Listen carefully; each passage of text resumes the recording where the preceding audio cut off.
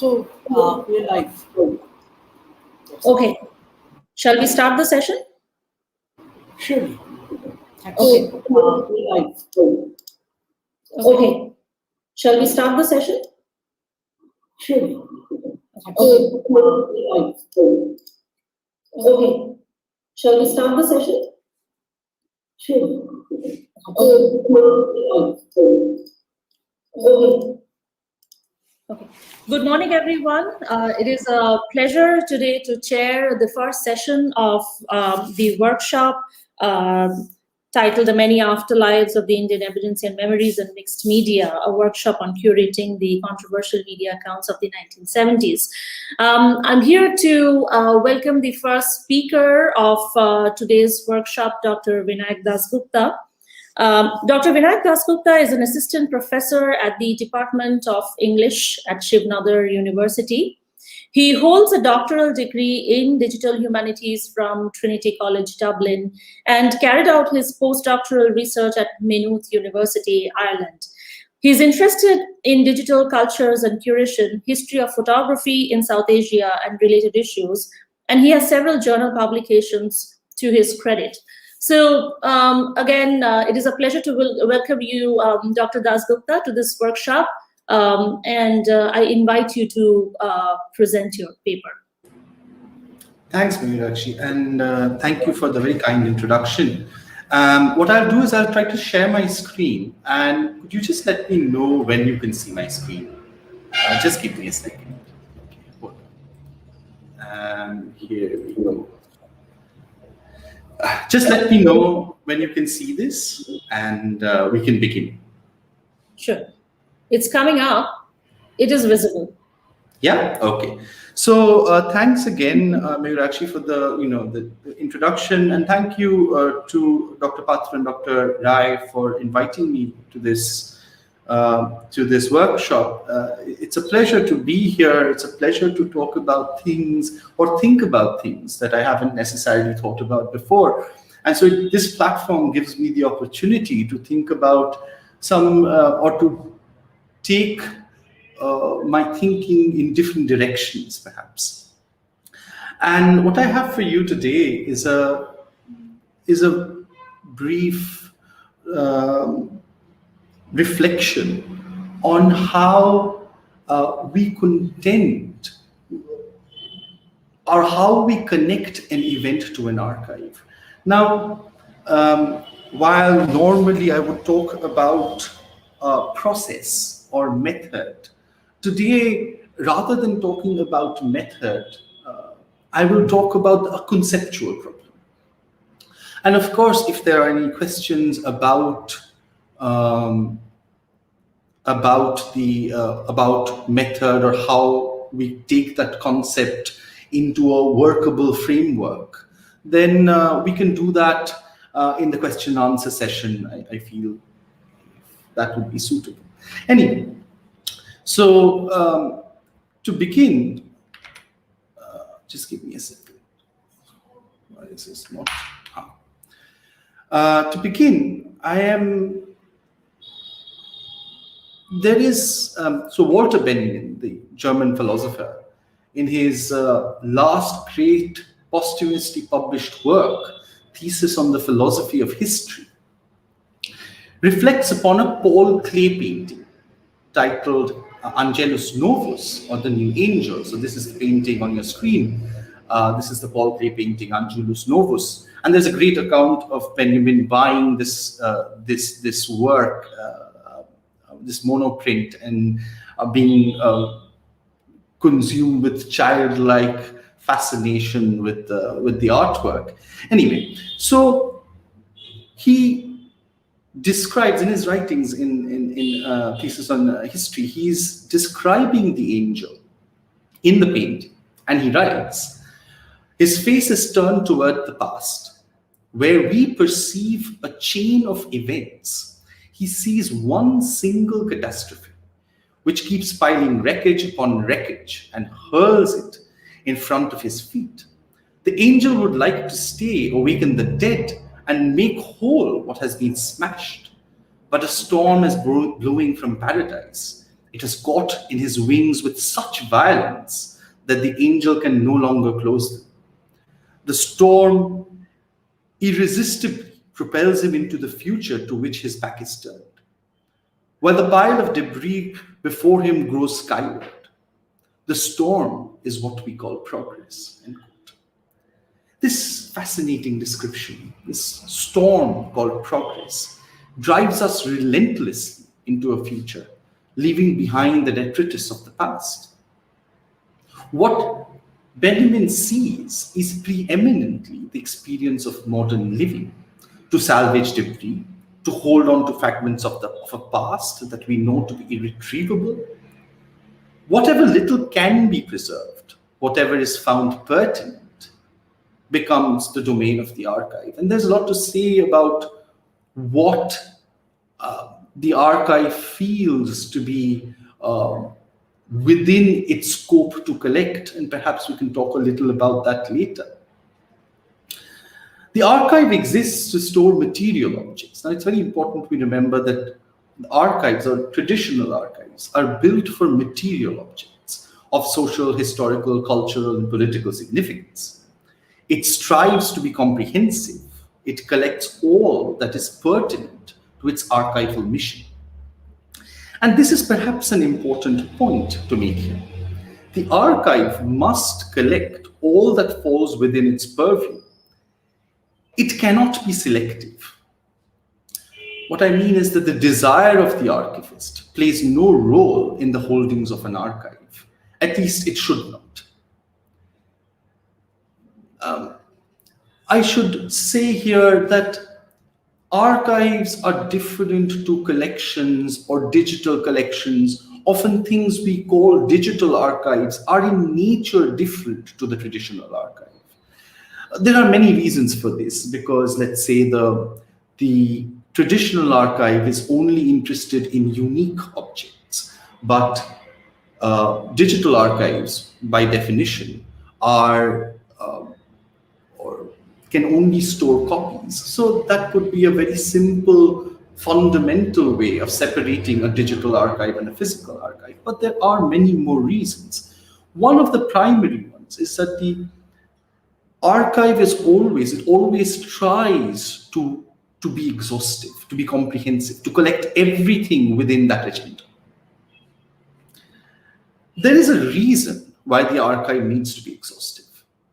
This comprehensive array of material allows us to grasp the interconnections between the archived objects. These interconnections illuminate the historical conditions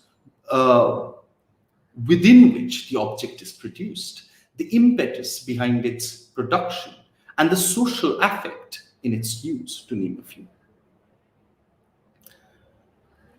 This is what the historian uses to piece together the past. However, these become less visible in a disjointed collection. We cannot make any certain claims about the past when only a fragmented array is available to us. So what do I mean by this? I mean that, you see, when you have a comprehensive array of material, of objects, of artifacts, what it allows us to see is the connections between the objects. And it's in the connections between the objects that context is born. And context is what allows us to place these objects in a historical sequence. So this is what the historian uses. And the task of the archivist is to provide enough context to the historian so that they are able to piece together the past. But if our collection was fragmented, if we only had, let's say, a few items, a few artifacts from a possible whole, then those connections become invisible. And when the connections become invisible, we struggle to make any certain claims about the past. We are aware that archives, as records, wield power over the shape and direction of historical scholarship, collective memory, national identity, over how we know ourselves as individuals, groups, and societies. This is what Terry Cook or Joanne Schwartz would say. It is important for us at this stage to consider the relationship between memory. And the reason I'm bringing up memory, not merely because this is one of the themes of the workshop, but also because the emergency, and this is the topic at hand, is a lived experience for me. So the relationship between memory and the archive. The debate about archives and memory is definitely not new. We have to be careful about what we mean by the term. We have to be careful not to oversimplify or to generalize its relationship to archives. The distinction between history and memory may be seen in the writings of noted scholars such as Maurice Holbox. He writes, in addition to written history, there is a living history that perpetuates and renews itself through time. You can also look at Pierre Nora, his foundational writings on memory. Pierre Nora contends that written history signals both the death of memory and of the unifying forces of nationhood that it signified. How do we then consider this relationship between memory and the archive?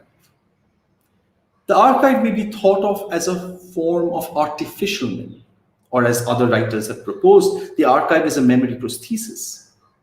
This type of analogy suggests that the archive is both a less real or a spectral manifestation of memory, a type of crutch or support on which memory can rest and move forward. In the former, archive is not memory itself, but a reflection of it. The archive comes and is dependent on memory. In the latter, memory itself is dependent on the archive to thrive. Just as history is not the past, archives are not memory. Neither are archives storehouses of memory, nor keepers of identity, as neither memory nor identity are discrete objects which can be placed, hidden, or revealed. This is very important. And this is something that we have seen and read and understood again and again. The idea is that archives are repositories for objects. Right? They are not repositories for memory in that sense.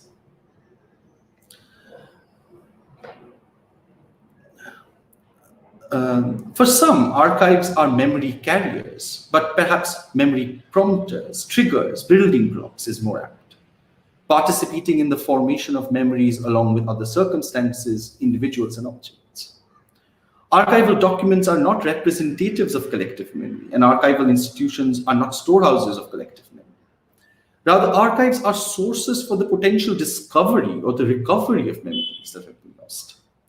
Or perhaps memories only exist in a fixed time and place and cannot be lost or refound, but are constantly created anew, where archival records need to be cognitive artifacts as much as evidential artifacts.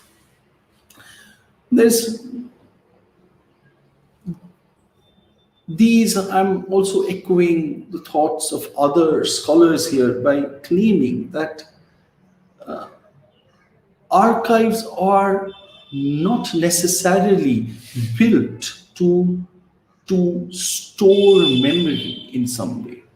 Rather, they store objects, and the objects might give us some indication of how they were used at a point in the past. That memory is being created anew at every point. But this is something that I'd like you to remember while I pose the real central question of this paper. And the central question is that there may be historical moments where the artifacts themselves are not present. I'm thinking of, for instance, the Holocaust, where archival evidence is little. It is a rupture in history, a disconnection. It is a point where the archive is inert. How does one then remember a time that has lost its textual trace? More specifically, how does the archive contend with the event that lacks material signifiers? This is the question that we will try to or attempt to engage with today.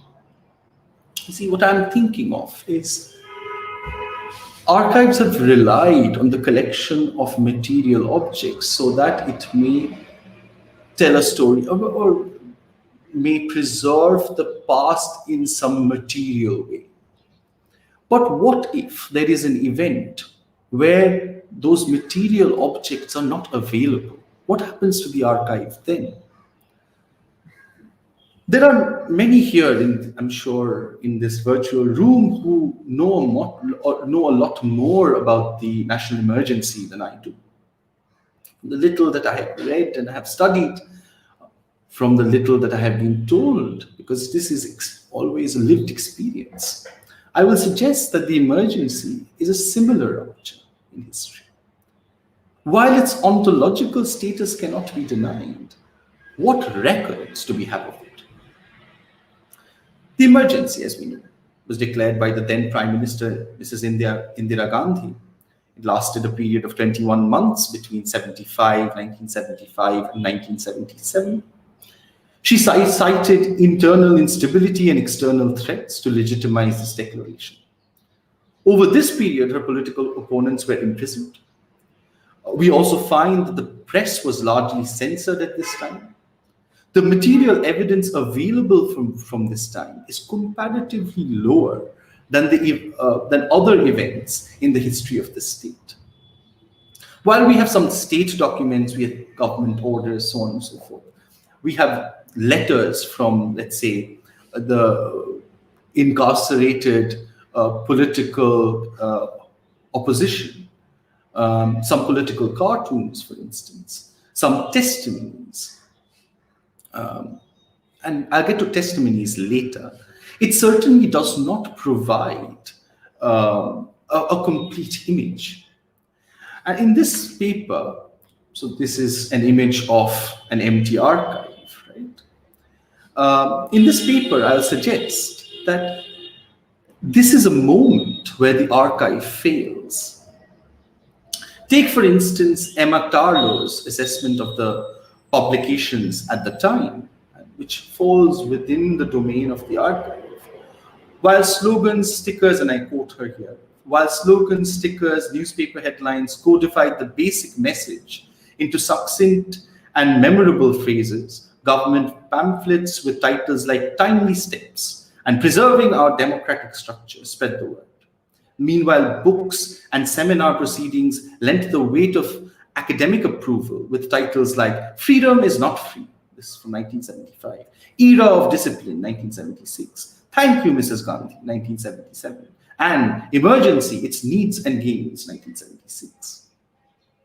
Such books, along with newspaper and magazine reports of the time, should be read not as witnesses of the past, but as mouthpieces of the dominant narrative of the then present, end quote.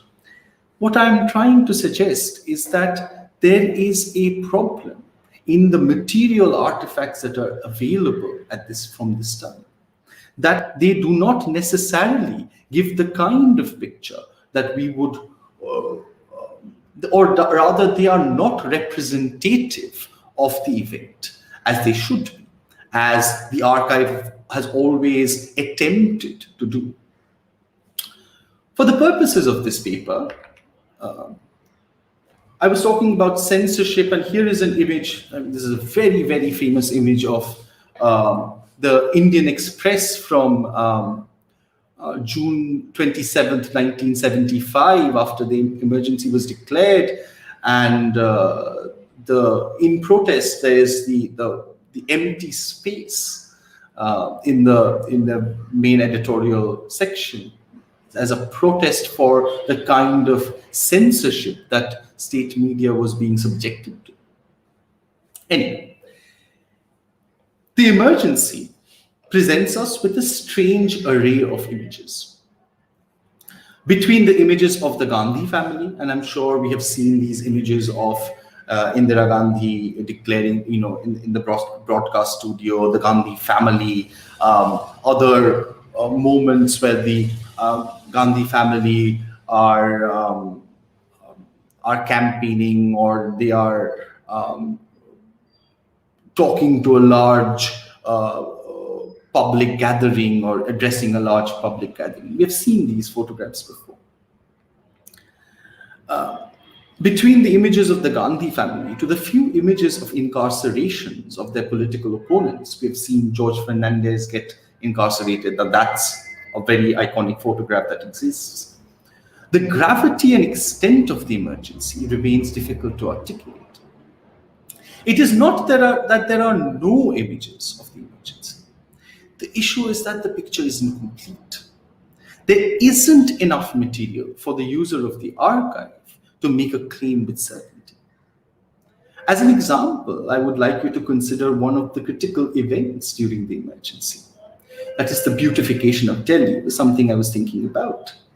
On the pretext of beautification, over 700,000 people were displaced as slums in part of the old city were demolished.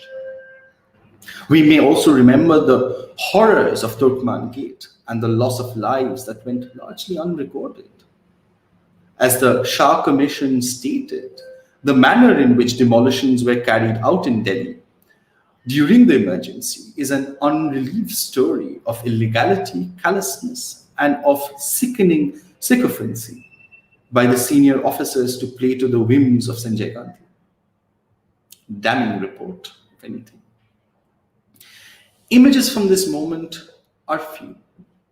There are a few that I found, for instance, and I'll show you some of these.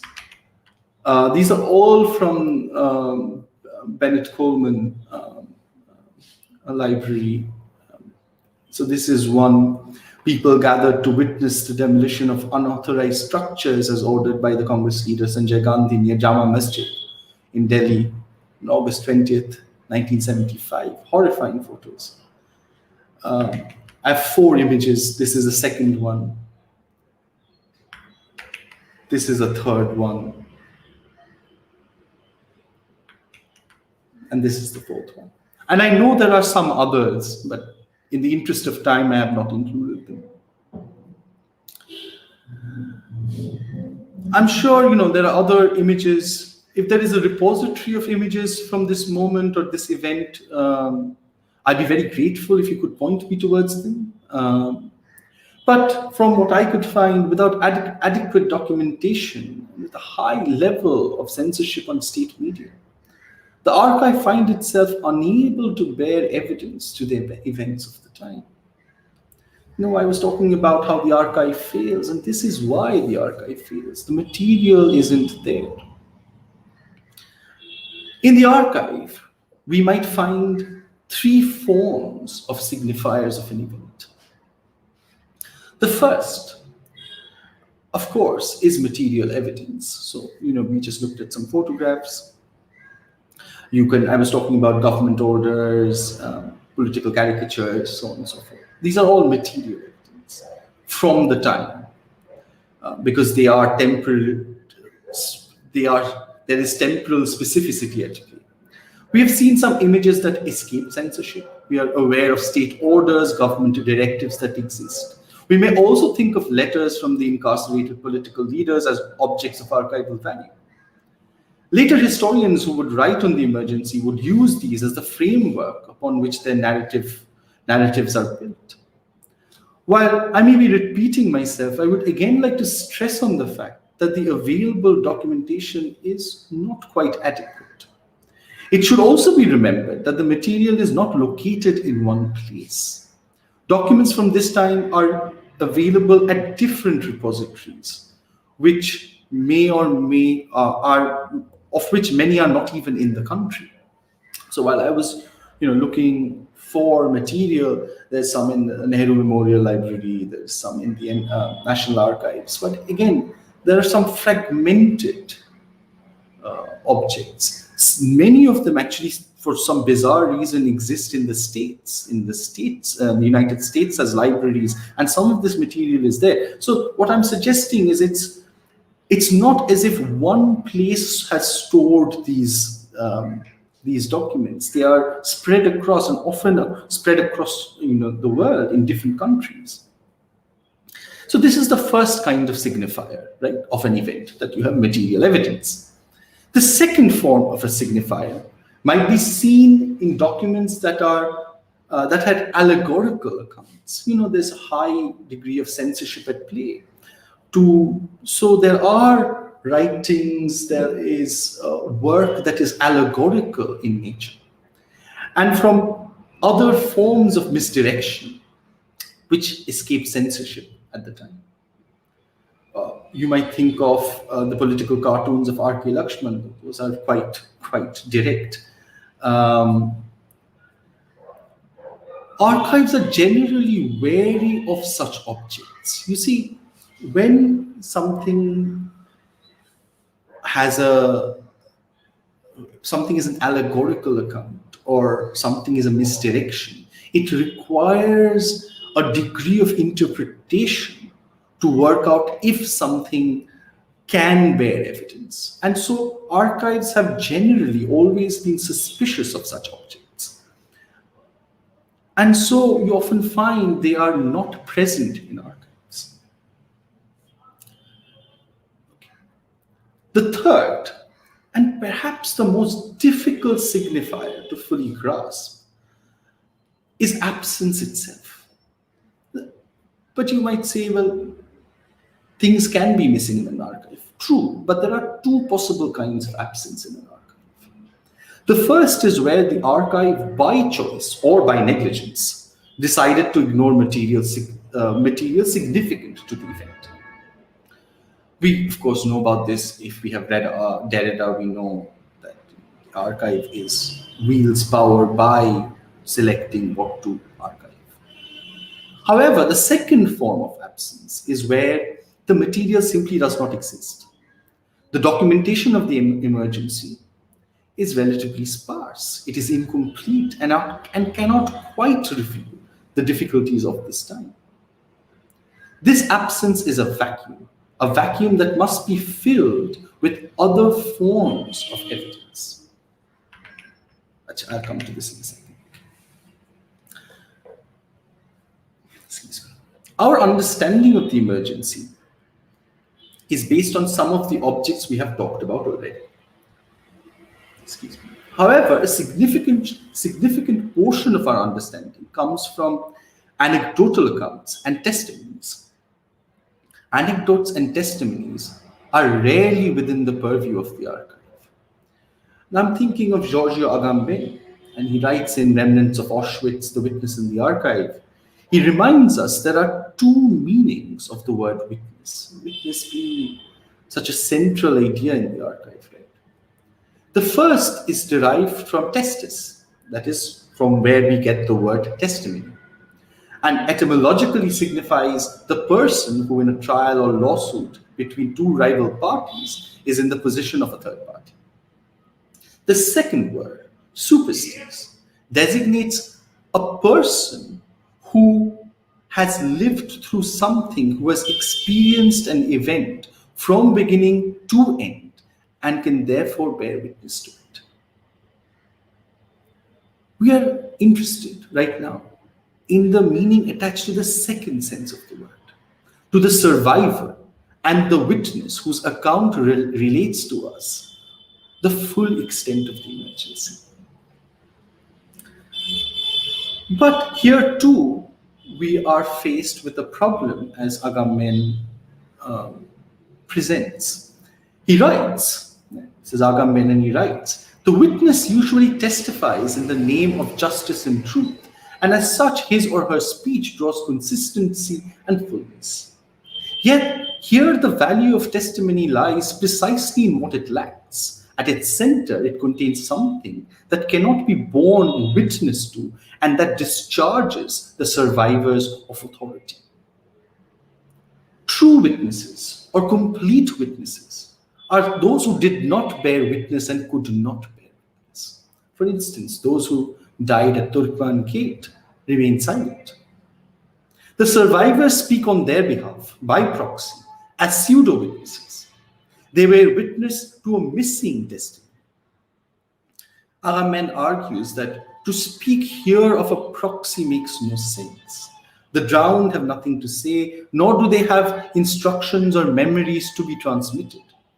Whoever assumes the charge of bearing witness in their name knows that he or she must bear witness in the name of the impossibility of bearing witness.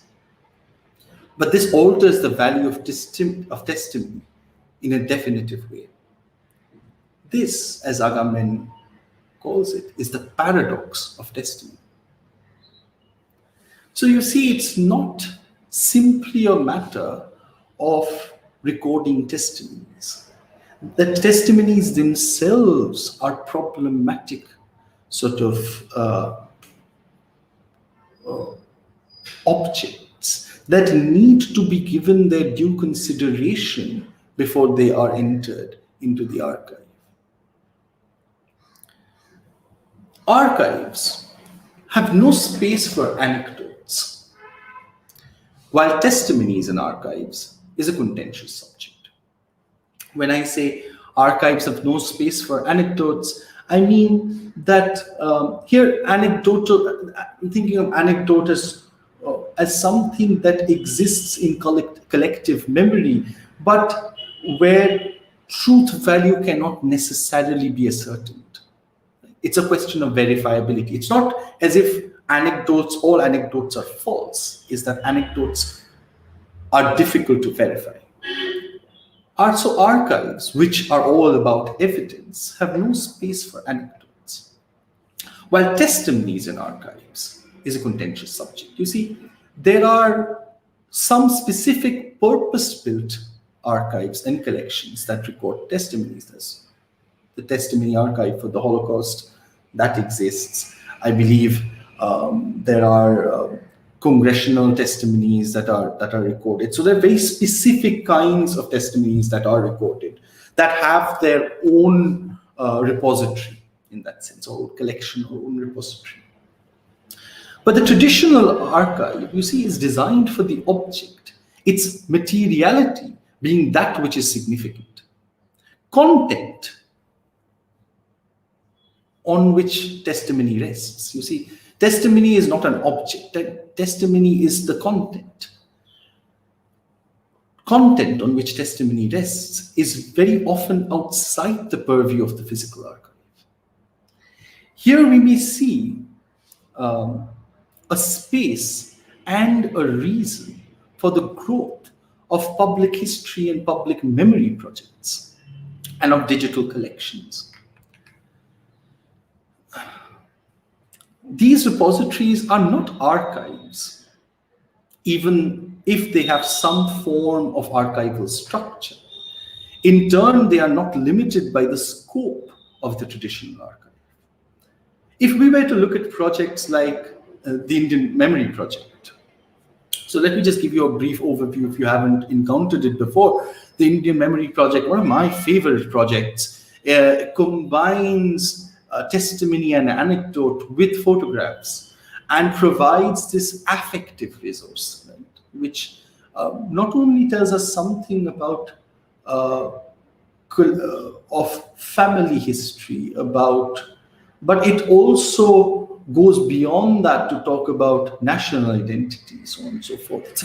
It's a different mode of communicating memory than, let's say, what the archive does.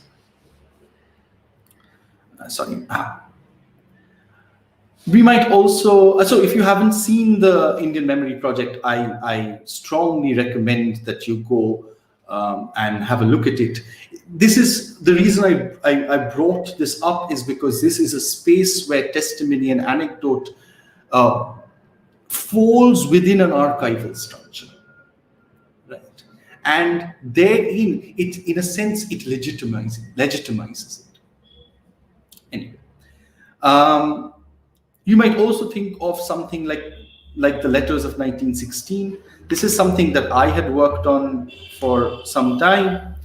Um, and in projects like India Memory Project or Indian Memory Project, Letters of 1916, we find a new mode of knowledge collection and preservation that addresses the failings of the archive. So look at the Letters of 1916 project. I can talk about them since I worked on it for a while.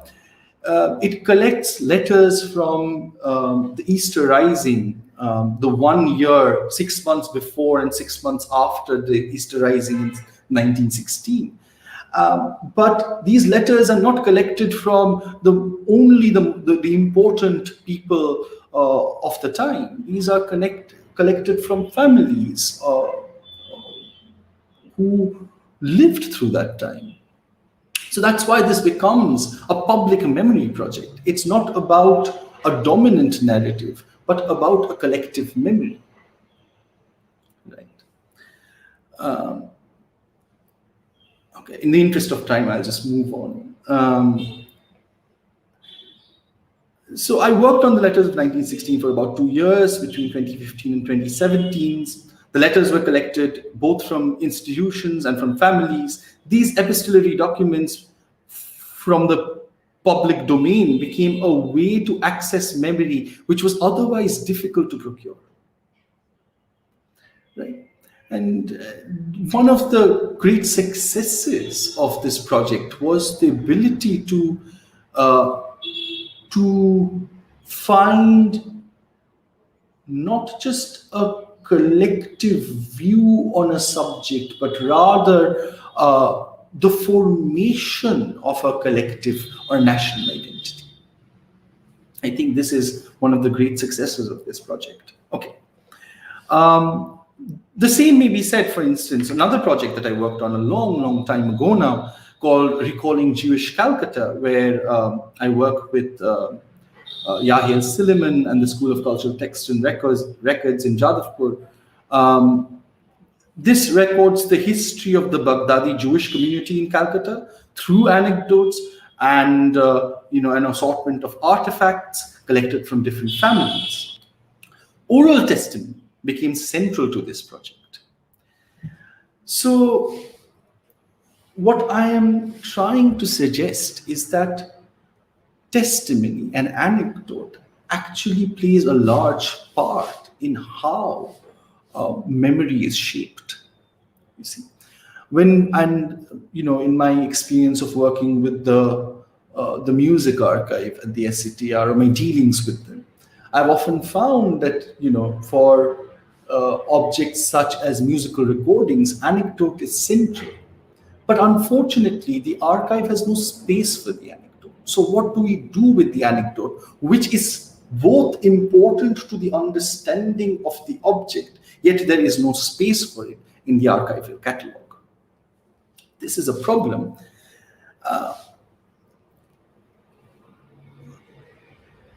We may think about the partition archive, for instance, and how testimony there becomes the cornerstone of the project.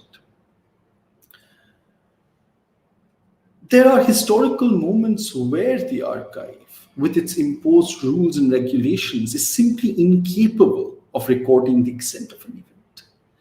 And this is where these public memory projects, this is where these public history projects find use. You see, these projects, these memory projects, history projects, they exist in an archival structure, even if they are not archives themselves.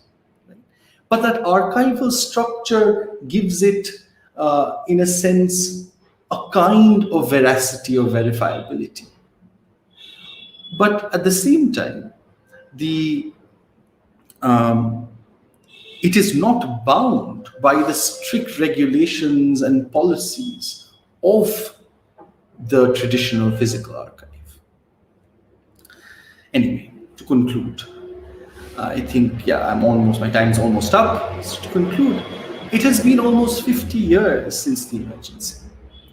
If one is to commit to a systematic, process-driven collection of material related to this, it has to start now. There is still a generation that experienced the emergency.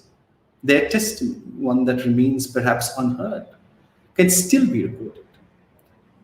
What we can do is collect the material. It is for the future user to know if these records are useful. Thank you.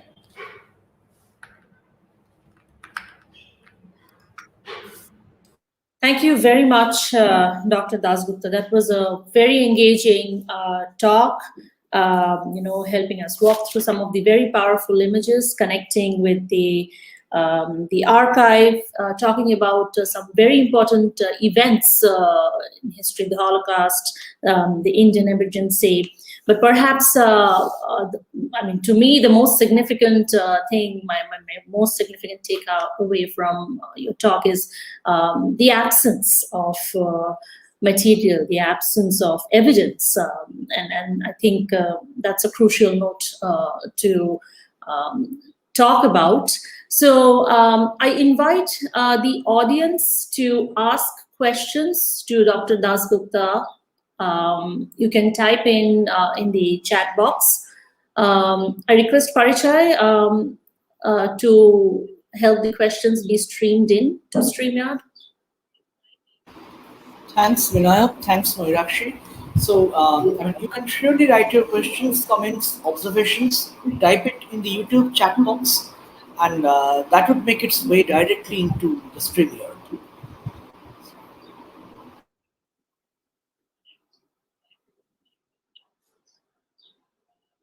So please, this is your chance to ask, questions to the speaker. If you have any questions. Since we are waiting for questions, Vinayak, let me also just say that the India Memory Project is one of my favorite go-tos also because of its unique way that images are collected and anecdotes are linked with the images on that platform. So it's also really one of my favorite places to go to. I really learned about the letters of 1916 from your talk, so I'll definitely look it up. So any other questions that we have? Any other comments? Any reflections? It's interesting. Sorry. Sorry for the interruption. Please go on. No, Poricha, go ahead, please. So no, not asking a question, just asking our audience to raise issues. So and making the mechanism clearer to them. So you type your questions, comments, observations in the YouTube chat box, and I will let that inside the StreamYard virtual studio. On a different note, the problem with the links has been resolved. So the new links have been sent over emails. And please follow our Facebook page as well, Facebook event page, where we have posted all the new YouTube links.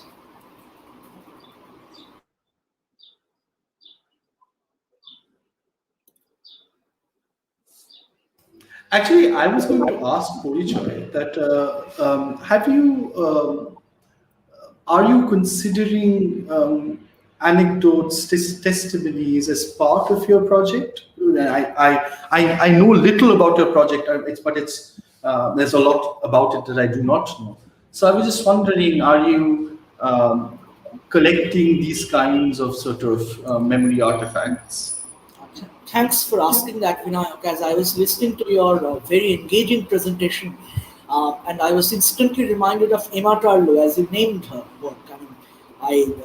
That 2003 book on the emergency and the ethnographic research that Tarlow as an anthropologist did in some places in Delhi, right? And how emergency figured in the larger public memory in the outskirts of the city, where all those, Turkman Gate massacre and other police atrocities took place. That's what Tarlow's book was about, and I would like to thank you for referring to that. So, this project, of course, the focus mainly on censorship issues and film industry publications, and the way the industry and avant-garde filmmakers responded to it, the way there was a negotiation between the industry and the state through various modes, of course, censorship. Sometimes it was self-imposed, but we wanted to invite people who can give us some anecdotal, micro-historical references. For instance, tomorrow we have a session with Amrit Gangar, who is an independent researcher, curator, and film society activist, and was active in the film society movement during the emergency.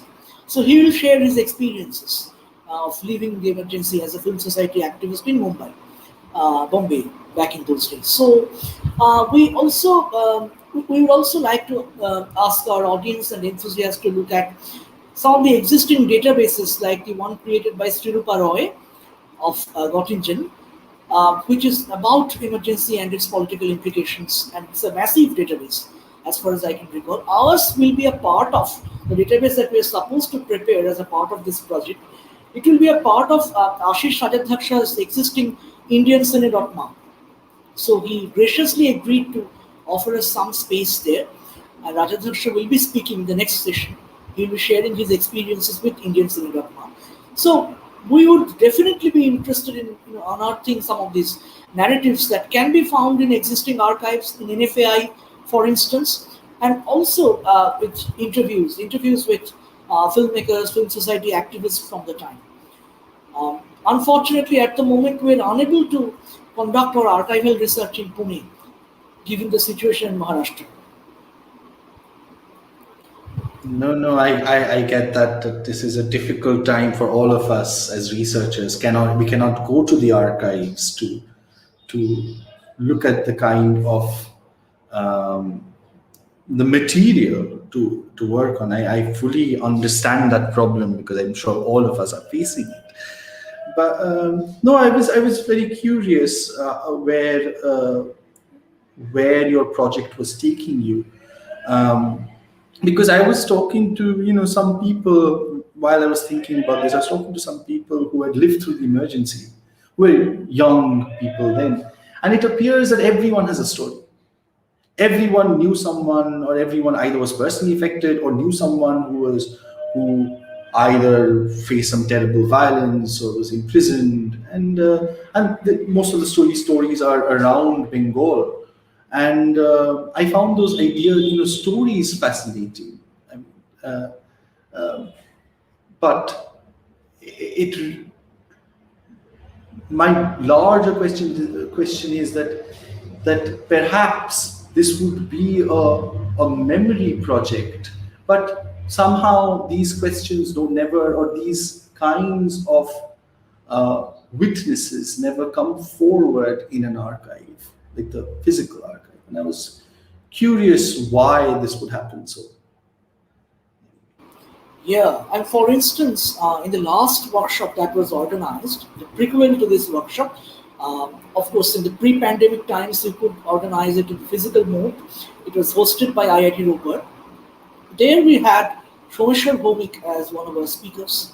Shomeshwar Bhowmik being a censorship expert and also an activist, so he presented on the censorship legal framework and issues in India and how active it was during the emergency. But he started with anecdotes, with his story of working as a young activist in Presidency College back in those days and how he was tortured during the emergency. So that's how it started. So as you rightly pointed out, Vinayak, there are so many personal narratives of the emergency.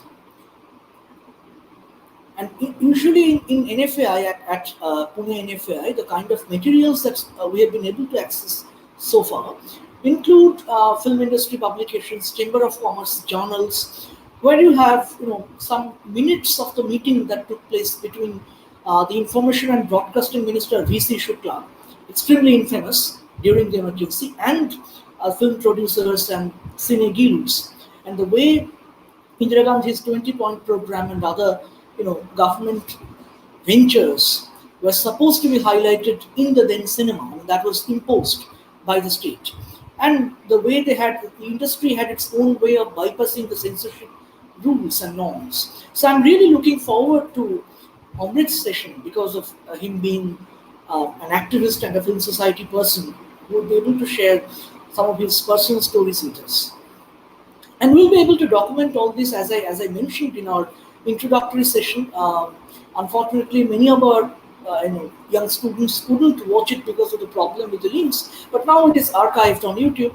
We have mentioned that one of our deliverables of this project, and apart from the database, etc., will be a co-edited book with the papers from these two workshops and events. So there we can also have, apart from the so-called academic papers, we can also have some oral narratives and interviews with people who lived through it. Absolutely, and I look forward to reading this book when it comes out. I think it's a. I'd like to congratulate you in not merely organizing something like this, but also I feel there is a that its organization is in a timely manner, and it's in the right. It's at the right time of history to think about these questions again. Not only because it's about the we'll be hitting 50 years of the emergency soon. So, Mayurakshi, I think we have a question. Yeah, there is a question I can see. So, Dr. Dasgupta, the question is, I wanted to know your thoughts on the relationship between the archive and the state, because the very existence of the archive is a threat to the state. However, and the question got truncated, the existence also contributes to the survival of the state. right. Thank you again. Thank you for the question. Right. So, you see, there are different kinds of archives, right? For instance, there is a national archive, which, but you could also have, like, for example, archives of, let's say, corporate archives that document the history of a corporation. You're absolutely right in the sense that if an archive were to actually uh, record everything that happened in a state, it would be very dangerous for it. But this is also something we know, that archives, while they are meant to be exhaustive, are rarely ever actually exhaustive or comprehensive. They select what they need to enter. You see, the thing we are talking about. If the archive felt that it needs to collect all the material from the event, then we would all have it in one place.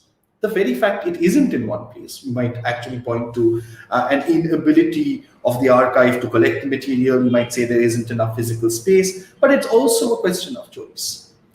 The fact that archive collects artifacts of important people means there is a degree of there's a degree of interpretation at play, right? Oh, this is a person of national importance, so we will collect their papers.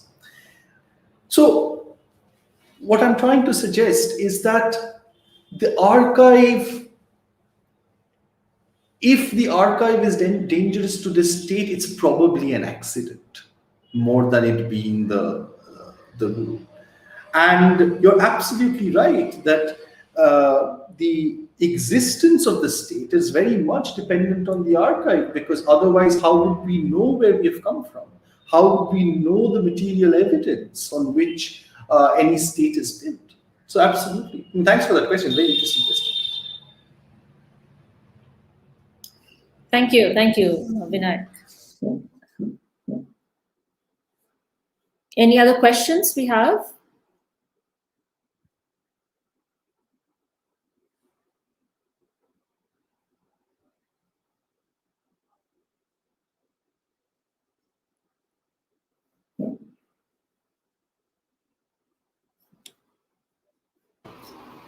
So far, that's the only question we've received. So Yes. let's wait for a few more minutes. We have time till 12. Yeah. I think, Vinayak, your talk got me thinking into, the idea of the absence of evidence, and how you see it from two, angles. The omission is either by choice or by negligence, and it just opens a whole new area of discussion. How do you address something that is left by omitted by choice, and something that is just neglected and not archived. So that is something I found really significant. Thanks, Meenakshi. I mean, that is one of the questions that every archivist sort of has Yeah, nightmares about. What to collect, what not to collect, where can one exercise choice, if they can exercise choice at all. And, this, I'm always thinking about, and thanks to Povichai for, because he invited me for this, I started thinking about this moment where the historical trace might not even be there. And how does the archive deal with that? I think uh, because of this workshop, it allowed me to think about these questions, which, once I feel that once you start thinking about something, it gets stale after a certain time. So I'm very happy to be here so that I could think about something new.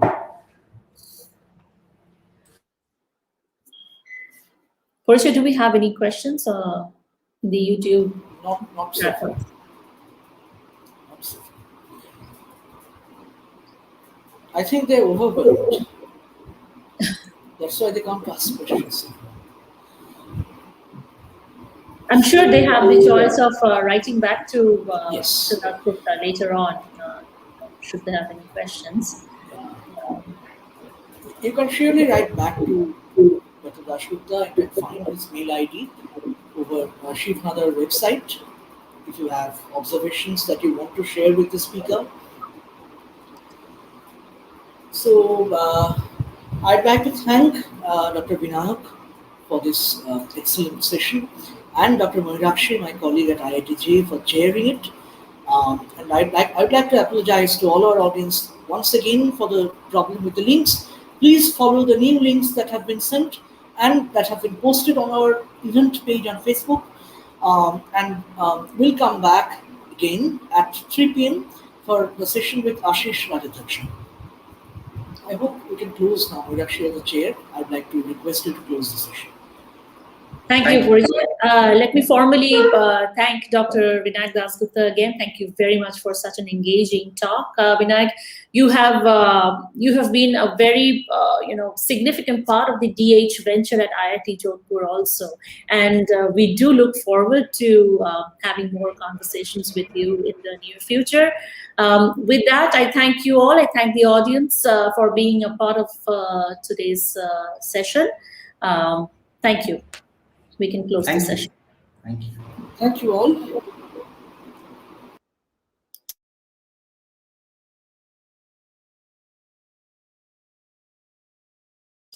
I think we can leave the studio.